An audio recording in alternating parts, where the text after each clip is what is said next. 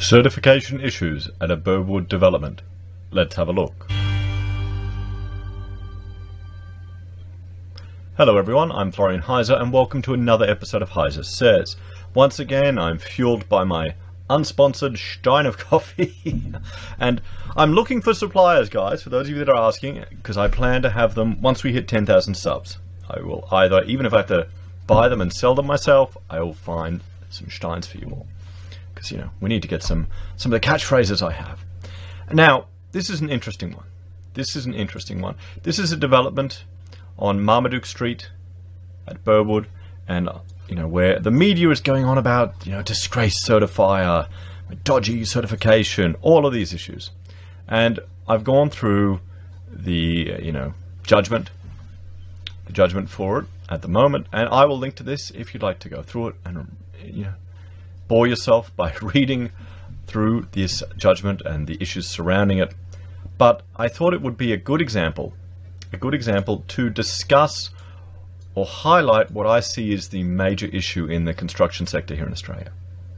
Okay, I mean, here, this is the photograph that's doing all the media. That they've put a halt to it now. They've been ordered to stop work at this point. We can see here, this is what it looked like previously. You know, here's a neighbouring development. St. John's Ambulance are renting the building there, or they were at the time this was taken. And it's just a cleared site. So corner site there, across the road. There you go. So what I consider to be the fundamental issue with our construction here in Australia, with a lot of these developments, is the methodology, the procurement methodology that's used. And often it's a design and construct method. And in this case, the company is a design and construct company, and it causes potential for conflict of interest. It removes the authority of the traditional policeman in the industry. I've done other videos on this and I'll link to them in this video, but what we'll do is we'll jump and we'll just discuss briefly what has happened here with regards to the certification, and it helps having some diagrams so people can realize what a conflict of interest looks like and how subtle it can be, because a lot of people may not have experienced that. So say we've got oh good, this is working again. Okay, we have our project, guys. We have our project, and what they do is you get a set of drawings that are drawn up for the project, and these are our development application drawings. Okay, here's our building, and these are our drawings with all the notes and things on it. The development application drawings. Okay, and that'll go to council. Council will make a few comments, and they'll generally tick it and prepare a document or a report of requirements that they need to comply with. Okay, now the person who's responsible for that is the certifier, so the cert. He is responsible for ensuring what's built meets these requirements. But the certifier, what he will do is he will stamp the construction drawings. So you've got another set of drawings, which are the CD docs or the working drawings, depending on what they're called. But that's the building that has to comply with all the DA requirements, so it has to meet that. And then it would have additional technical information that wouldn't have been part of council's initial DA approval. But this becomes stamped by the certifier, so he'll put his stamp on it, and that is the design and construct, or that's the building approved drawings. That becomes part of the contract. Now traditionally, the way this happens is you will design the whole building up, you get building approval, then you document it to the nth degree, and the certifier will stamp it, then you go out to tender and the builder will build it. But the problem is with this method, with the design and construct, the issue that you have is that the working drawings, they get made over time. So let's say this is your project time frame. Rather than, you might, for example, at this point here, you're already starting excavation work, but this is your documentation phase. So stuff starts to overlap.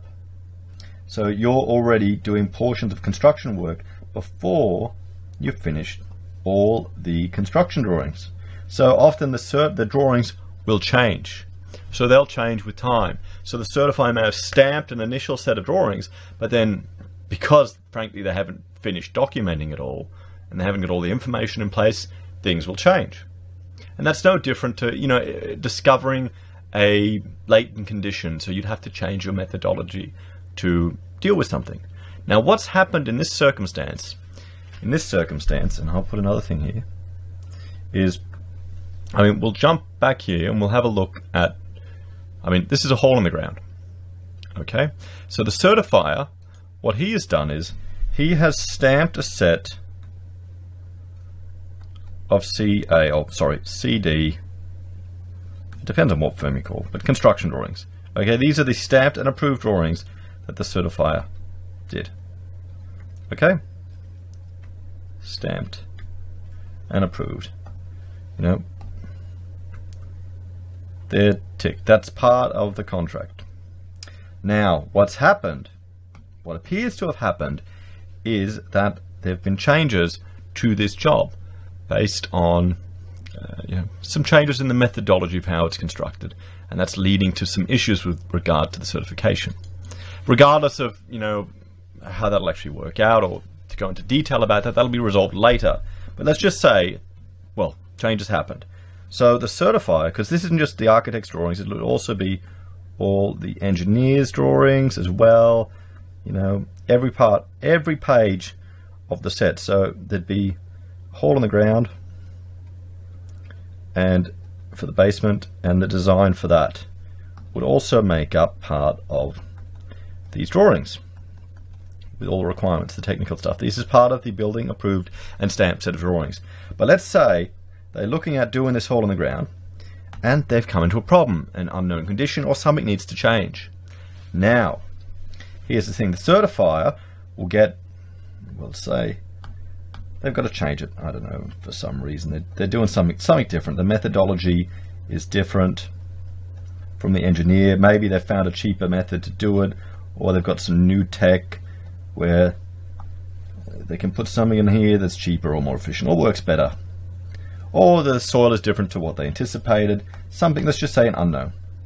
So they've had to redesign this methodology. Okay, but we need to remember that this drawing here and this drawing here, these are the building approval drawings. Now, what happens is these drawings get sent. These drawings get sent to a good friend, the certifier, and he reviews the drawings. Okay? He reviews the drawings, and what should happen is this request that's going to the certifier needs to happen. It needs to happen in writing, because it is a change to the construction methodology. They need to make a request to change the building approval set. Now, often that would happen in an email, and here's the thing, the certifier should re-review it and technically re-stamp the drawings. Or, what I've had done is often they'll send it to you and go, yeah, this is approved as a variation, and you'll receive that approval in writing. It'll make reference to that document. Because, particularly under design and construct procurement, you know, these things are just going back and forth all the time. They're changing. They're changing. But what the certifier should do is they need to restamp this new set. Okay, when he reviews it, he needs to make comment, restamp it, re-review it, and put a stamp on that. And this now becomes part of it, and that has to be noted as superseded. Okay, so that is no longer part of it, it's been replaced with this. Now, here's the thing. Here's the thing to realize. Certifiers don't get paid that much. Okay, for what they have to do, you'd be surprised at what they get paid. Particularly with the risk and liability. And I will, you know, I've dealt with a lot of certifiers. It may seem like a lot for copy-paste reports, particularly from a consultant's perspective or an architect's perspective, considering how much we have to produce, but there's a lot of risk and responsibility involved there too. So what the good certifier should do, he should go, okay, Mr. Client, here, Mr. Developer in their rich mansion, we'll say, shutting the door on 60 minutes. Here we go. I need more money to approve this review. What do you think the client's going to say? No, it's fine, just do it. Or, sure, I'll do that, but you'll never get another job from me again. So this creates an issue where the certifier should be being methodical in their approach, but for fear of losing future work from the client, because remember, they're employed directly by them usually. You've got, this relationship here maybe. That's the builder, got the developer, because it's design and construct, and everyone is underneath the builder. And if the certifier is there or working for that developer, still not private, not separate, that may be enough for them to lose that work. But it looks like that's causing this issue here, because the certifier, they're not on site every day. It's not their job to check that. They're depending on the advice of other parties, of engineers, of other professionals. They're not a clerk of works or clerk of works. That's not their job. In some ways, they're a privatized bureaucracy that have to make sure that things are checked. There's certain things they will check, but this is the issue. This is the conflict right here. Because of the methodology that the buildings are procured at, it creates a point of contention where if the certifier were to put pressure on, no, well, sorry, that's a significant change, we need to charge additional fees, we need to spend more time to do it. And remember, this is in a highly compressed environment. These type of design and construct projects, particularly for these developments, they want to get them out real quick, boom, boom, fast, fast, fast. They're probably doing this type of work, the excavation work, prior to even finishing the whole set under a lot of these jobs. So there's a lot of pressure on everyone on the team to keep it moving. So I can understand where the certifier is coming from. I don't agree with what he did, but I can appreciate why it happens. And that's just a fundamental issue that's in this procurement method.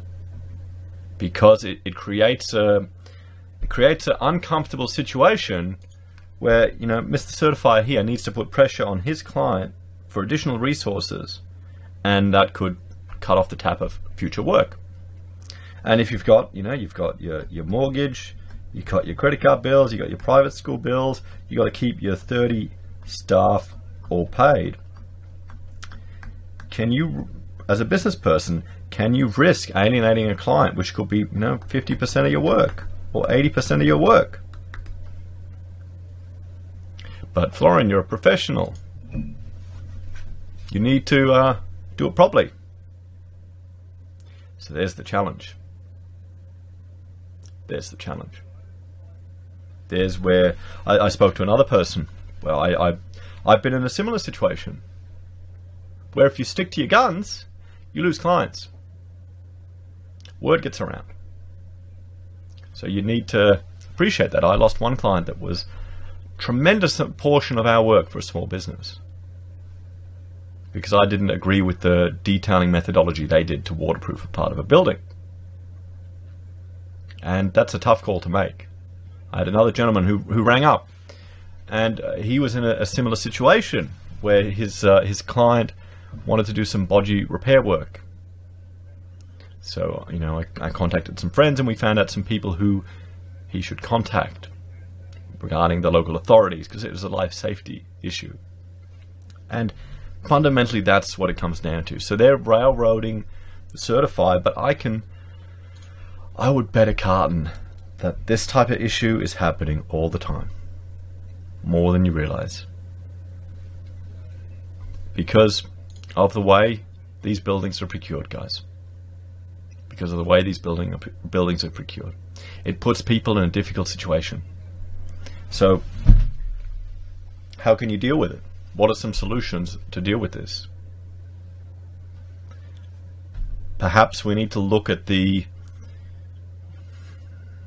maybe random lottery for certification. Maybe that needs to be the methodology. I still like my 2 certifier model, that you need 2 certifiers on a job. One hired by, sure, the developer can have his own, but then, what about another one that is paid for by the developer, but is reporting to the neighbors in the surrounding buildings, is working for them. They pay their fees up front with a contingency in a trust, the developer does, and they're working for the surrounding people, protecting their interests and the public. Why not? That's a good solution. That means that if you're in this situation here, where you're this guy, and you're potentially concerned about putting pressure on your client for additional fees to do this, you can say, well, the other developer, the other certifier requires it. Maybe make the second certifier random lottery.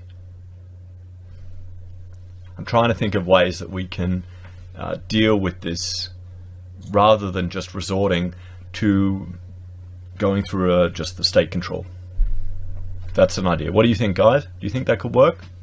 Have you been in a situation like this where you've just had to put pressure on a client? Has it backfired? Have you lost a client because of it? But then again, they may be the people you don't want to have as clients. And that's a lot easier to say years after having gone through that experience than being in that situation. I'm just sharing my lived experience with you guys.